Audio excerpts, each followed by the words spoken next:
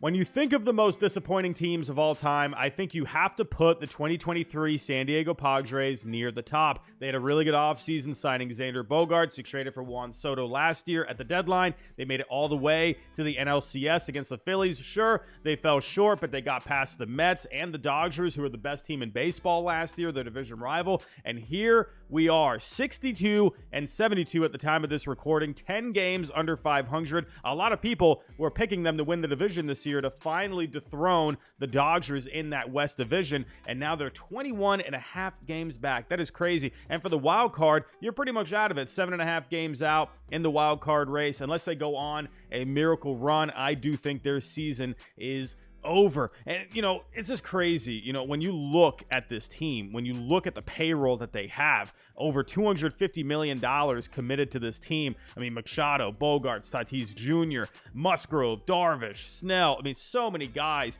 signed to just such big deals. I mean, it's just crazy to think what has happened to this Padres team. So in this video, I'm going to go over some numbers with the offense, with the pitching, and I'm going to talk about some clubhouse issues as well. Let's get to it. Let's start off with the offense, and the Padres do rank pretty well when it comes to overall offense on Fangraphs, which weighs WRC plus or weighted runs created along with base running. So in offense, they rank 9th overall. In WRC plus, they rank 11th, and in base running, they rank 7th. When it comes to walks, they're actually 1st overall in walk percentage, and when it comes to strikeouts, they're 12th overall. So if the Padres rank well in the main offensive numbers, what gives? Well, let's go a little further and take a look at the quality of their hitting. Let's start with a basic stat, batting average. When it comes to batting average, the Padres only rank 24th in the major leagues with a 238. Let's go a little further. Let's look at hard hit percentage. The Padres only rank 18th overall in hard hit percentage with a 32.6. When you look at the soft hit percentage, the Padres have the 6th highest soft hit percentage with a 16.4%.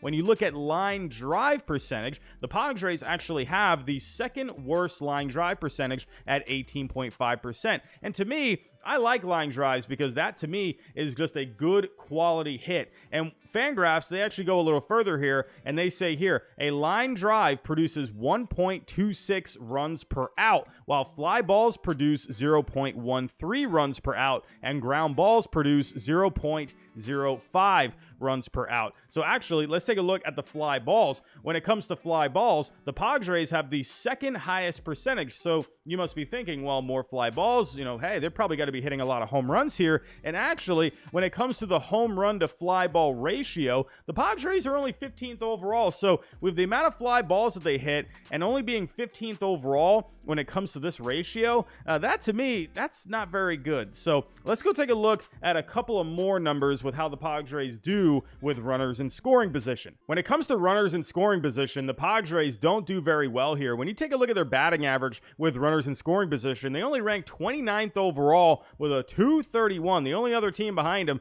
are the Oakland A's, and we all know what kind of a season the Oakland A's are having. When it comes to WRC plus with runners in scoring position, the Padres are only 21st overall. When you take a look at how they do in high leverage situations, so those high pressure situations, close games, late in games, they don't do very well here. They are 29th overall with a 63 WRC plus. The only other team behind them are the Kansas City Royals, and we all know what kind of a season the Royals are having. Let's take a look at some individual seasons with runners in scoring position. Gary Sanchez with a 540 slugging with runners in scoring position. That leads the team. But when I'm looking at guys like Fernando Tatis Jr., Juan Soto, Manny Machado, I mean, these are pretty underwhelming slugging percentages to me in these situations. And you look at Xander Bogaerts, a guy they signed to a massive contract in the offseason, only a 347 slugging with runners in scoring position. Jake Cronenworth with a 349. Ha-Seong Kim, sure, he's having a breakout year, but he doesn't do very well in these situations. A 385 slugging, my goodness. When you look at some of the other great players in the league, Corey Seager leads the league with runners in scoring position when it comes to slugging percentage with an 880. Matt Olson has a 760.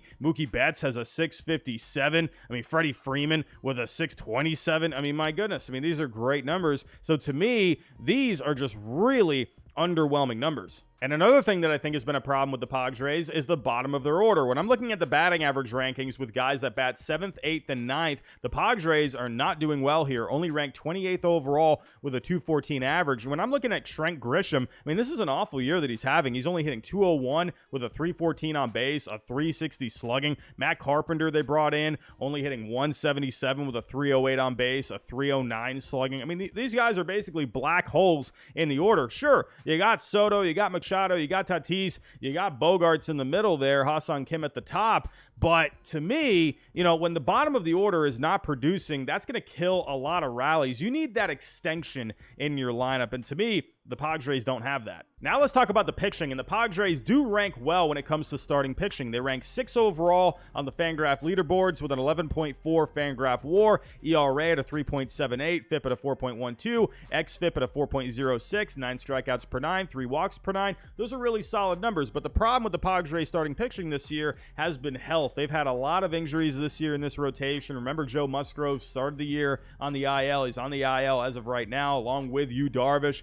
Seth Lugo has missed some time. Michael Wacha has missed some time. So they've had a lot of injuries here, and that's really taxed their bullpen, which, in my opinion, has been the main problem with the Padres pitching this year. They only ranked 21st overall in Fangraph WAR. They have a 3.95 ERA overall, but a FIP of a 4.31, xFIP of a 4.34, under 9 strikeouts per 9, almost at 4 walks per 9. I don't like that ratio very much. I think you need to have a better ratio than that for your bullpen. When you're taking a look at individual seasons, sure, Josh Hader's having an amazing season, a 0.78 ERA. That's amazing. But when you're looking at these other guys, I like Nick Martinez. Steven Wilson's fine, but I just feel like, a lot of these numbers are pretty underwhelming to me. When I'm thinking of a deep bullpen, I don't see a deep bullpen here, and you can clearly see it with where they rank. Now let's talk about the chemistry of this team, and I don't think every winning team needs to be hunky-dory and happy all the time, but I do think most winning teams have to be together, they have to be united, and they have to just get along, and it seems like the Padres are having trouble with that this year, according to a lot of reports. When I think of my Red Sox back in 2004 breaking the curse,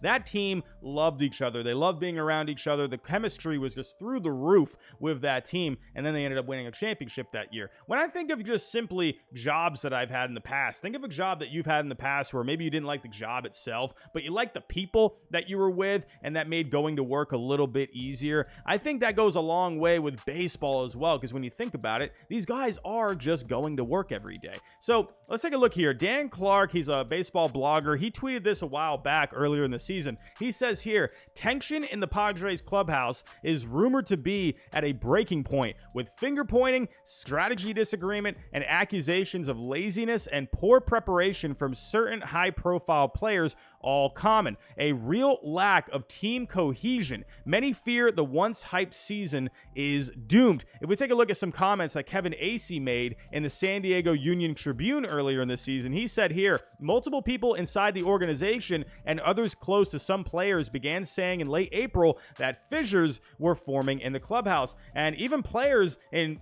post-game press conferences talking with reporters, they haven't really had the best things to say either. Go back to the comments that Xander Bogaerts made after a game against the Nationals. He said, come on, man, we're playing the Nationals. We can't lose against teams that don't have, I don't think they have playoff aspirations. They obviously have a young team and they fight, they do fight, but I wouldn't say anyone picked the Nationals to be in the playoffs. So there were also some comments that Nick Martinez made on the Gwynn and Chris radio show. He said, we've had games where we've had great energy and we still don't come out on top, but I think that's the overall focus, right, is to maintain that energy. And to me, when I read those comments, that to me says that maybe the Padres aren't fully invested in every game. And then there were comments that Juan Soto made a little while ago. He said, we've got to play as a team. We've got to go out there and grind every day, grind every at-bat. It's been really inconsistent. Some days we do, some days we don't. We got to do it every day.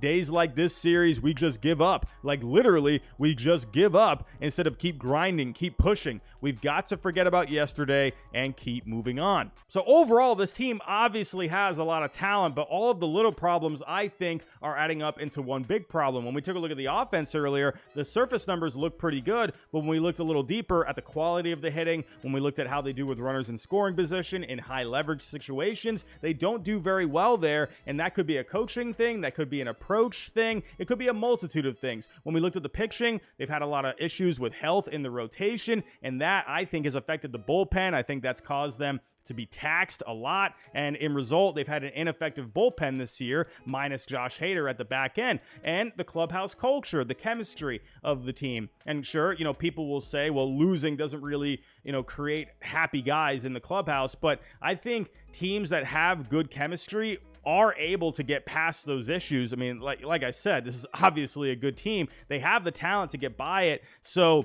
to me, I think the chemistry of this team is affecting them. So those are my thoughts. Tell me what you think down below in the comments. Tell me everything that you think has happened with the Padres this year. What do you think the main problems are? What do you think the Padres need to do to get back on the right track? Let me know what you think. If you can, on the way out, hit the like button, subscribe if you're new, and I'll talk to you next time.